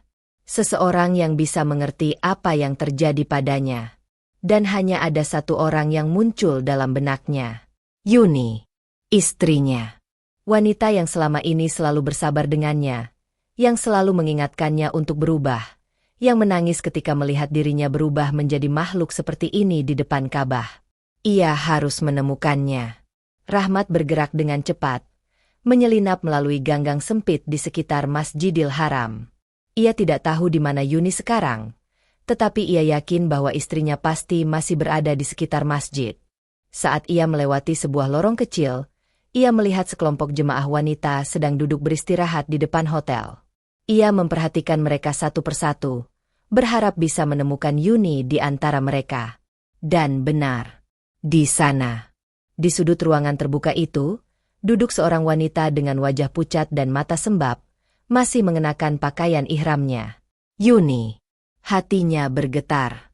Ia ingin berlari ke arahnya, ingin berbicara, ingin mengatakan bahwa ia masih ada, bahwa ia masih bisa merasakan segalanya, bahwa ia tidak ingin berakhir seperti ini. Tapi ia ragu. Bagaimana jika Yuni takut? Bagaimana jika ia menolak? Bagaimana jika ia tak bisa menerima dirinya yang sekarang? Rahmat tetap bersembunyi, mengamati dari kejauhan. Ia melihat Yuni duduk diam, memegang tasbih kecil di tangannya, bibirnya bergetar saat ia berzikir dengan lirih. Matanya menatap kosong ke depan, seolah jiwanya tak lagi berada di tempat itu. Rahmat ingin menangis. Ini semua salahnya. Yuni tidak pantas menerima semua ini. Istrinya datang ke Tanah Suci untuk beribadah, bukan untuk menyaksikan sesuatu yang tak masuk akal terjadi pada suaminya sendiri. Ia harus mendekatinya. Ia harus mencoba. Dengan langkah hati-hati, Rahmat melangkah keluar dari bayang-bayang dan mulai berjalan perlahan ke arah istrinya. Ia tetap berada di bawah meja kecil yang ada di depan hotel, menyelinap agar tidak terlihat oleh orang lain. Saat ia semakin dekat, Yuni tiba-tiba menghentikan zikirnya. Ia mengangkat wajahnya, matanya menatap lurus ke arah Rahmat. Rahmat berhenti. Jantungnya berdegup lebih cepat. Apakah Yuni melihatnya? Apakah ia mengenali makhluk yang kini mendekatinya sebagai suaminya sendiri? Yuni tidak bergerak. Namun, air matanya kembali mengalir. Lalu, sesuatu yang tak terduga terjadi. Yuni membuka mulutnya perlahan. "Mas." Rahmat terpaku. Ia ingin menjawab, ingin berteriak, ingin berlari ke arah istrinya dan memeluknya, tetapi tubuhnya tetap tak bisa berbicara. Yuni menatapnya dengan mata yang penuh kepedihan. "Apa itu? Benar-benar kamu?" Rahmat tidak tahu bagaimana harus menjawabnya. Ia hanya bisa menundukkan kepalanya. Dan saat itu juga, Yuni menangis lebih kencang. Semua yang ia tahan sejak kejadian di Kabah akhirnya pecah. Ia menutup wajahnya dengan kedua tangan. Bahunya bergetar hebat. Rahmat hanya bisa berdiri di sana, melihat wanita yang telah ia sakiti selama ini, menangis untuknya. Ia ingin mengatakan bahwa ia menyesal. Ia ingin meminta maaf. Ia ingin kembali. Tapi bagaimana? Apakah ia masih punya waktu? Ataukah semua ini sudah terlambat? Di tengah tangisan Yuni, sesuatu yang aneh mulai terjadi. Angin berhembus lebih kencang, lebih dingin dari sebelumnya. Rahmat merasakan sesuatu di dalam tubuhnya berubah. Ia tidak tahu apa itu. Tetapi ia tahu, sesuatu akan segera terjadi. Angin berhembus lebih kencang di halaman hotel tempat Yuni duduk menangis. Sejak peristiwa mengerikan di sekitar Kabah, ia belum benar-benar berbicara dengan siapapun. Hatinya hancur. Suaminya, Rahmat, telah berubah menjadi sesuatu yang tidak bisa diterima akal. Ia masih berharap semua ini hanyalah mimpi buruk yang akan segera berakhir. Namun, saat ia mengangkat wajahnya dan menatap makhluk berbulu yang berdiri tak jauh darinya, hatinya bergetar. Matanya yang penuh kesedihan bertemu dengan tatapan Rahmat. Dan untuk pertama kalinya sejak kejadian itu, Yuni merasa ada sesuatu yang aneh. Ia mengenali tatapan itu. Itu bukan tatapan binatang. Itu bukan makhluk asing yang tiba-tiba muncul di tempat suci ini. Itu adalah suaminya. Yuni menahan napas. Hatinya ingin menolak kenyataan ini, tetapi ia tidak bisa berpaling dari makhluk itu. Perlahan, ia mencoba mengulurkan tangannya. Rahmat tidak bergerak. Ia tidak ingin membuat istrinya takut, tetapi dalam hatinya, ia juga dipenuhi kebingungan. Apa yang harus ia lakukan sekarang? Apakah ia harus mendekat? Apakah ia harus pergi? Lalu, sesuatu yang aneh mulai terjadi. Tubuh Rahmat terasa berat. Angin dingin yang tadi menyelimutinya berubah menjadi sensasi panas yang menjalar di seluruh tubuhnya. Ia merasakan getaran aneh dari dalam, seolah-olah ada sesuatu yang ingin keluar dari tubuhnya. Ia jatuh berlutut. Yuni terkejut, tetapi tidak mundur. Rahmat menggeram pelan. Bukan karena marah, tetapi karena rasa sakit yang tiba-tiba menyerang tubuhnya. Ia merasakan otot-ototnya bergetar. Tulangnya seakan bergeser di dalam kulitnya. Apa yang sedang terjadi padanya? Tiba-tiba, suara berat yang familiar bergema di dalam kepalanya. "Apakah engkau benar-benar ingin kembali?" Rahmat terdiam. Ia mengenali suara itu. Itu adalah suara pria berjubah putih yang terus mengawasinya sejak kejadian ini dimulai. "Jika engkau ingin kembali, maka hadapilah."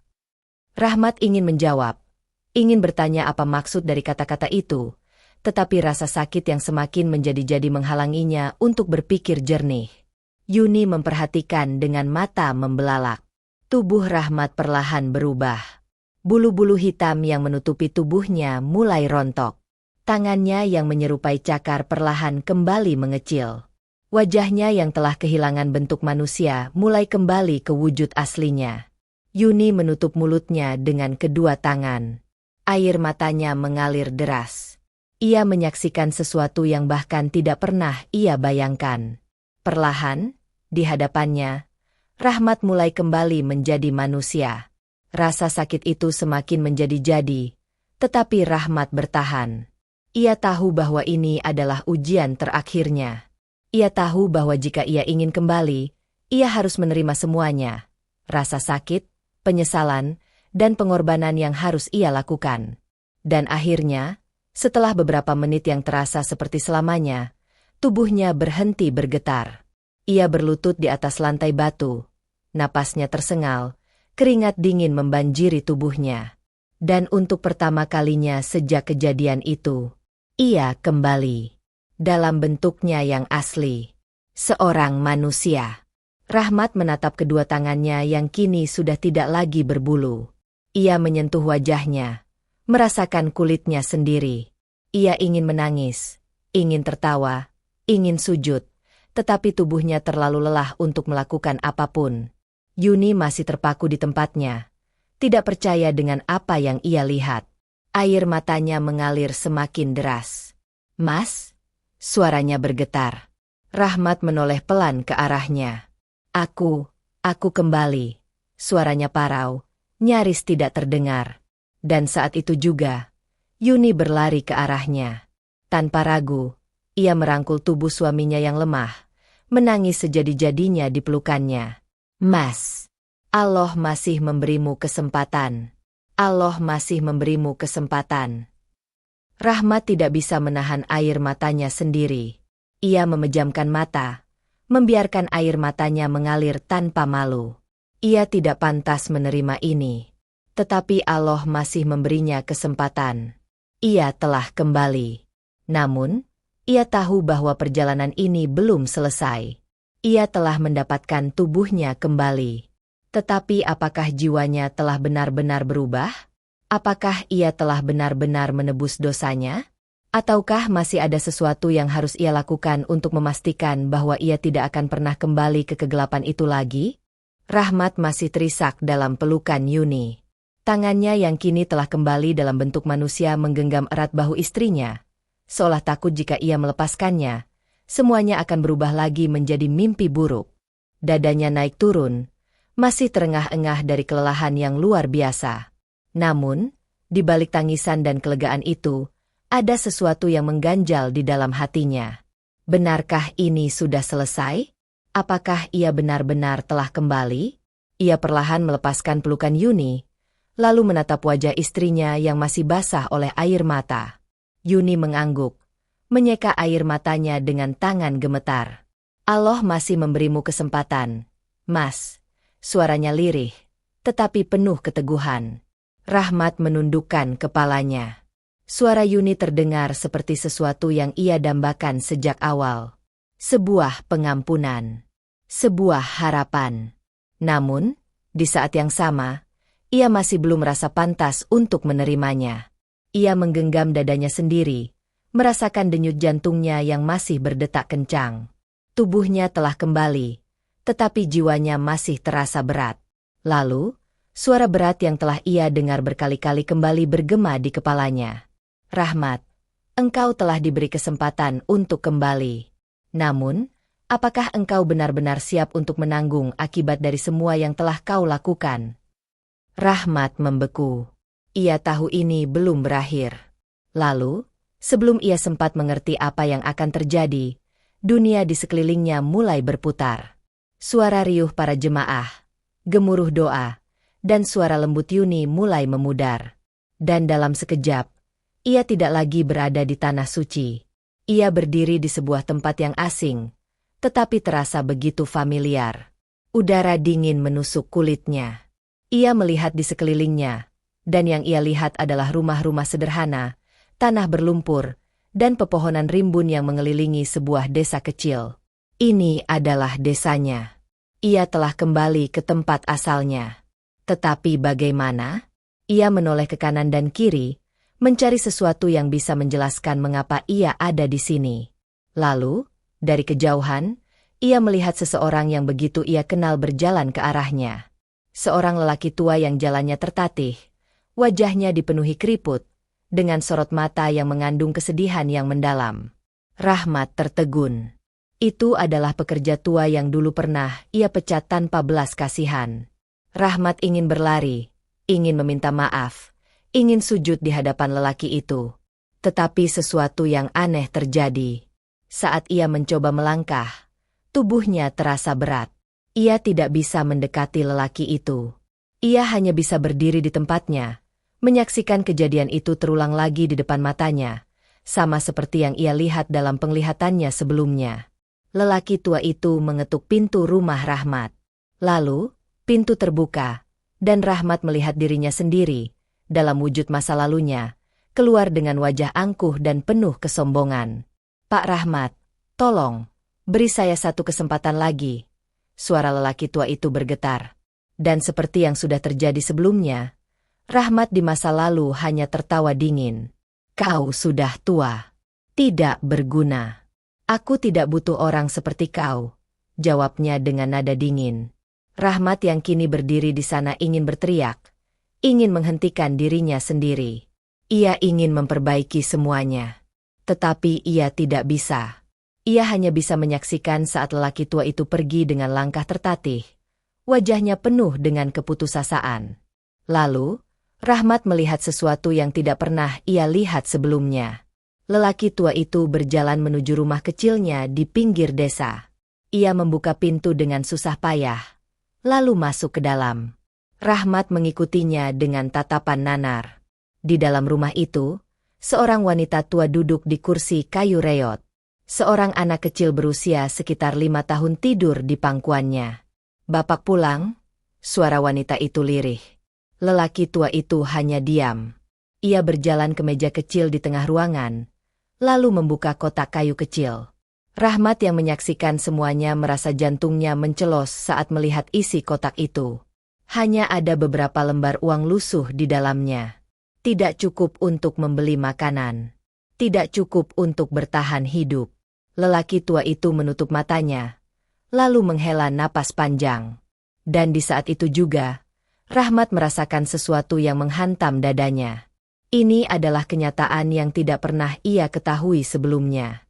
Selama ini, ia hanya berpikir bahwa ia memecat seseorang yang sudah tidak berguna. Tetapi ia tidak pernah berpikir tentang apa yang terjadi setelahnya. Lelaki tua itu kehilangan pekerjaannya, kehilangan penghasilannya, dan kini keluarganya terancam kelaparan. Dan semua itu karena dirinya. Rahmat tidak bisa menahan air matanya lagi. Allah, aku telah menghancurkan mereka. Tiba-tiba, semuanya menghilang. Rahmat kembali berada di tanah suci. Ia terbaring di lantai halaman Masjidil Haram. Dadanya naik turun, air matanya membanjiri wajahnya.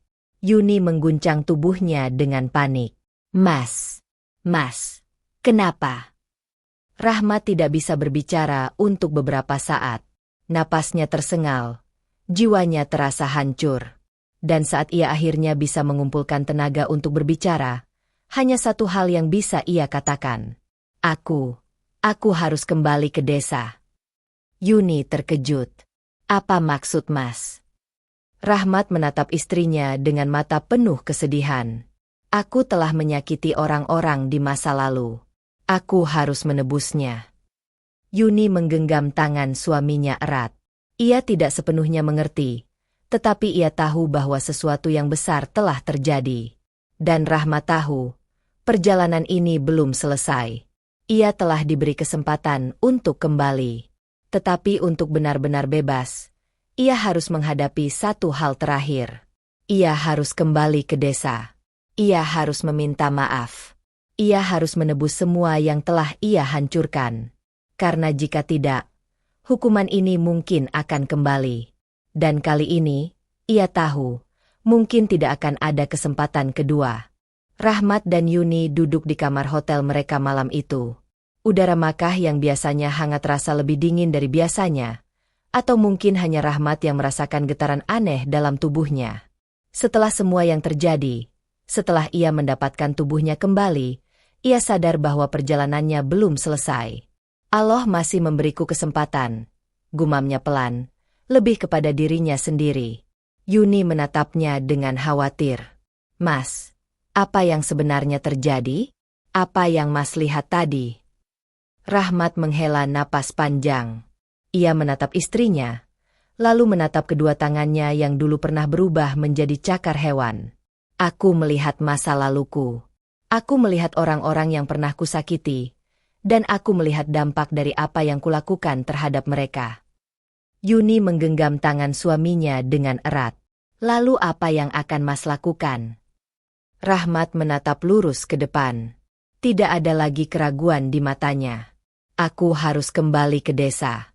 Aku harus menebus semuanya. Jika aku tidak melakukannya, aku takut aku akan kehilangan kesempatan ini. Beberapa hari setelah kejadian itu, Rahmat dan Yuni menyelesaikan ibadah umroh mereka. Meskipun tubuhnya telah kembali normal, perasaan takut itu masih ada. Setiap kali ia melihat bayangannya sendiri, ia teringat akan saat-saat ketika ia kehilangan bentuk manusianya. Itu bukan mimpi buruk. Itu adalah kenyataan yang bisa kembali kapan saja jika ia tidak benar-benar bertaubat. Setelah kembali ke Indonesia, mereka langsung menuju desa kecil tempat Rahmat dibesarkan. Perjalanan itu terasa begitu panjang, meskipun ia telah ratusan kali melewati jalan yang sama. Namun, kali ini, ia tidak kembali sebagai seorang pria yang sombong dan angkuh. Ia kembali sebagai seseorang yang hancur oleh dosa-dosanya, seseorang yang tahu bahwa satu-satunya cara untuk benar-benar kembali adalah dengan menghadapi semua kesalahannya. Ketika mobil yang mereka tumpangi memasuki desa, Rahmat melihat banyak hal yang berubah.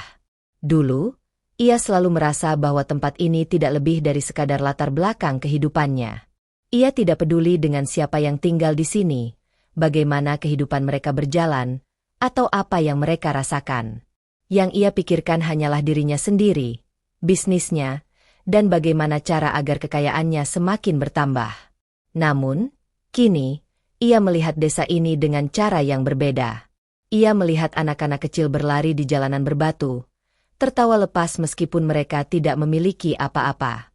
Ia melihat ibu-ibu yang membawa hasil panen dengan wajah penuh syukur, meskipun mungkin hasilnya tidak banyak. Ia melihat para lelaki tua duduk di depan rumah mereka, berbicara tentang kehidupan, tanpa sedikit pun rasa khawatir tentang hal-hal yang dulu selalu menghantui pikirannya. Untuk pertama kalinya dalam hidupnya, ia melihat kebahagiaan dalam kesederhanaan. Namun, ada satu rumah yang tidak lagi ia lihat. Rahmat turun dari mobil dengan langkah berat. Yuni menggenggam tangannya, memberikan kekuatan yang ia butuhkan. Ia menatap rumah kecil di ujung jalan, rumah yang dulu dihuni oleh pekerja tua yang pernah ia pecat tanpa belas kasihan. Rumah itu kini kosong. Pintu kayunya terbuka setengah, catnya mulai mengelupas, dan jendela-jendelanya ditutupi oleh debu dan sarang laba-laba. Tidak ada tanda-tanda kehidupan di sana. Rahmat melangkah mendekat. Hatinya berdegup kencang. Ia mengetuk pintu perlahan. "Pak?" Suaranya parau, hampir bergetar. Tidak ada jawaban. Seorang tetangga yang melihat mereka segera mendekat. Wajahnya tampak kaget melihat Rahmat berdiri di depan rumah itu. "Pak Rahmat?" tanyanya ragu. Rahmat menoleh ke arah pria itu, lalu mengangguk pelan. "Pak, maaf, saya mencari Pak Salim. Beliau masih tinggal di sini." Tetangga itu terdiam sejenak. Matanya berubah muram, dan tanpa ia harus mengucapkan sepatah kata pun, Rahmat sudah tahu jawabannya. "Pak Salim sudah meninggal, Pak Rahmat," ujar pria itu akhirnya. Suaranya penuh kesedihan. Rahmat merasa dunianya runtuh. Tubuhnya melemas. Dadanya terasa sesak. Ia berusaha menelan ludah, tetapi tenggorokannya terasa kering. "Kapan?" tanyanya dengan suara bergetar. "Beberapa bulan setelah beliau dipecat dari perkebunan," jawab pria itu. "Beliau jatuh sakit, dan tidak punya biaya untuk berobat. Anaknya yang masih kecil terpaksa putus sekolah. Istrinya juga sakit-sakitan. Setelah beliau meninggal, keluarganya pindah ke kota, mencari kehidupan yang lebih baik. Rahmat menutup matanya. Semua yang ia takutkan kini telah terjadi. Ia datang untuk meminta maaf. Ia datang untuk menebus kesalahannya. Tetapi orang yang harus ia mintai maaf sudah tidak ada lagi. Air matanya mulai mengalir, tanpa bisa ia tahan. Ia merosot ke tanah, kedua tangannya mengepal di atas tanah berbatu. Allah, apa yang harus kulakukan? Ia telah terlambat. Tidak ada lagi kesempatan untuk meminta maaf. Tidak ada lagi kesempatan untuk menebus dosa secara langsung. Namun, suara pria berjubah putih kembali terngiang dalam pikirannya. Jika engkau benar-benar ingin kembali, kau harus menebusnya. Rahmat menarik napas dalam. Ia tidak bisa menyerah. Meskipun ia tidak bisa meminta maaf kepada Pak Salim, ia masih bisa mencari keluarganya. Ia harus menemui mereka, membantu mereka, dan memastikan bahwa hidup mereka tidak lagi menderita. Itu satu-satunya cara. Ia bangkit perlahan, menghapus air matanya, lalu menoleh ke arah Yuni. Aku harus menemukan keluarganya, ucapnya lirih. Yuni menatap suaminya dengan penuh haru, lalu mengangguk. Kita akan menemukannya, Mas. Tetangga itu memberitahu mereka bahwa keluarga Pak Salim pindah ke kota beberapa tahun yang lalu, tetapi tidak ada yang tahu di mana tepatnya mereka sekarang. Namun, Rahmat tidak peduli seberapa sulit perjalanan ini. Ia telah kehilangan terlalu banyak. Dan kali ini, ia tidak akan membiarkan penyesalannya datang terlambat lagi. Dengan langkah mantap, ia meninggalkan desa, membawa satu tujuan yang kini menjadi satu-satunya hal yang penting dalam hidupnya. Ia harus menemukan mereka. Ia harus menebus semuanya. Atau ia akan hidup selamanya dalam bayang-bayang dosa yang tidak akan pernah bisa ia lupakan. Rahmat dan Yuni meninggalkan desa dengan hati yang berat. Meskipun desa itu adalah tempat di mana ia dibesarkan, kini rasanya seperti beban yang tak terlepaskan dari pundaknya. Setiap sudutnya mengingatkannya pada masa lalu, pada kesalahan yang kini telah memakan korban. Di dalam mobil yang membawa mereka menuju kota, Rahmat terus berpikir. Keluarga Pak Salim telah pergi. Tak ada yang tahu pasti kemana.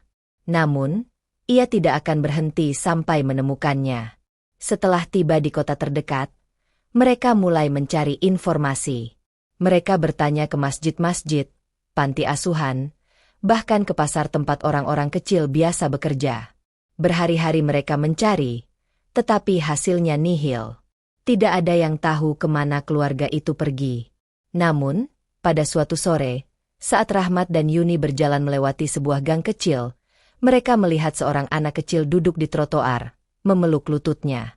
Pakaiannya lusuh, wajahnya kusam, dan matanya kosong. Rahmat merasakan sesuatu yang aneh di dadanya. Ada sesuatu yang familiar dalam wajah anak itu. Ia mendekat perlahan. Nak, kamu siapa namamu? Tanyanya dengan suara lembut. Anak itu mengangkat wajahnya. Matanya yang redup bertemu dengan mata Rahmat. Nama saya Dani, Pak. Rahmat membeku. Dani. Anak laki-laki Pak Salim. Anak yang dulu masih kecil ketika ayahnya dipecat. Anak yang hidupnya berubah drastis karena keputusan egois Rahmat bertahun-tahun yang lalu. Rahmat merasakan tenggorokannya tercekat. Ia berjongkok di depan anak itu. Matanya mulai berkaca-kaca. Dani, di mana ibumu sekarang? Dani menatap Rahmat sejenak, lalu menunduk. Ibu sudah tidak ada. Pak, ibu meninggal tahun lalu. Hati Rahmat seolah ditusuk belati. Ia menggigit bibirnya, mencoba menahan air mata yang hendak jatuh. Semua orang yang telah ia sakiti, telah tiada. Sekarang kamu tinggal di mana? Suara Rahmat hampir tak terdengar. Dani mengangkat bahu. Di mana saja, Pak? Kadang di masjid, kadang di pasar. Saya bekerja ambil-ambil botol plastik buat dijual. Rahmat menutup matanya, mencoba menahan gelombang emosi yang menyerangnya. Anak ini seharusnya tidak hidup seperti ini. Karena dirinya lah semua ini terjadi. Yuni, yang sejak tadi berdiri di samping Rahmat, berjongkok dan menggenggam tangan Dani dengan lembut.